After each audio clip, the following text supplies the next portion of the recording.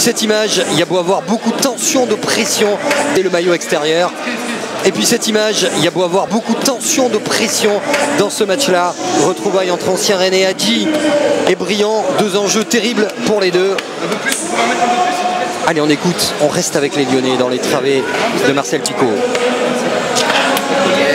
Si on les voit pas, on n'est pas avec ça, tout ça. On va les voir, ils descendent. Franchement, ils sont morts.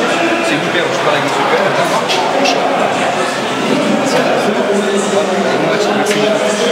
Alors, qu'est-ce qui inquiète Claude Puel, Guéroult?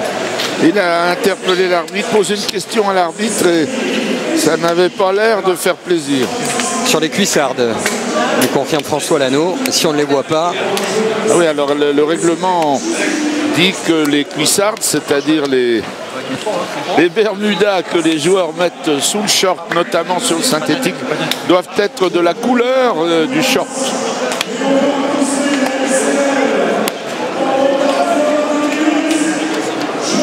Oh, il y a beaucoup de tension, il y a beaucoup d'attentes pour Hugo Lloris, alors que Jacques Rousselot, bien sûr, lui encourage son équipe.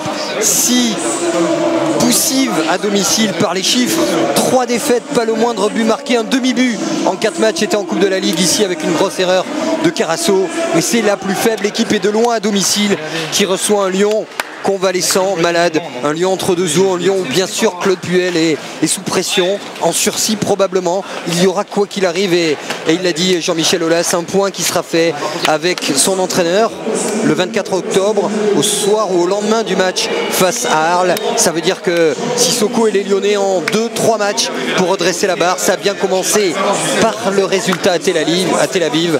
Ça passe aussi par, soyons clairs, par une victoire ici ce soir ou un bon match. Et là nous sommes seulement 72 heures après le match de Tel Aviv avec une chaleur importante là-bas, une humidité, aussi un retour très difficile de Tel Aviv à Lyon avec des formalités douanières très importantes en Israël, et donc ils sont rentrés dans la journée de jeudi et revenus vendredi ici.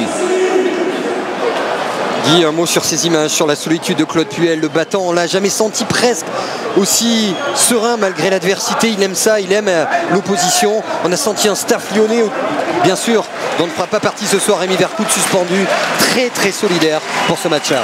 Oui, ça, pour ce qui concerne la solidarité de l'équipe de Lyon, on va observer de très près le match et on vous le dira après. Enfin, ça c'est mon opinion, parce que si vous interrogez le million de footballeurs qu'il y a sur la planète, ils vous diront tous qu'ils sont solidaires au début du match.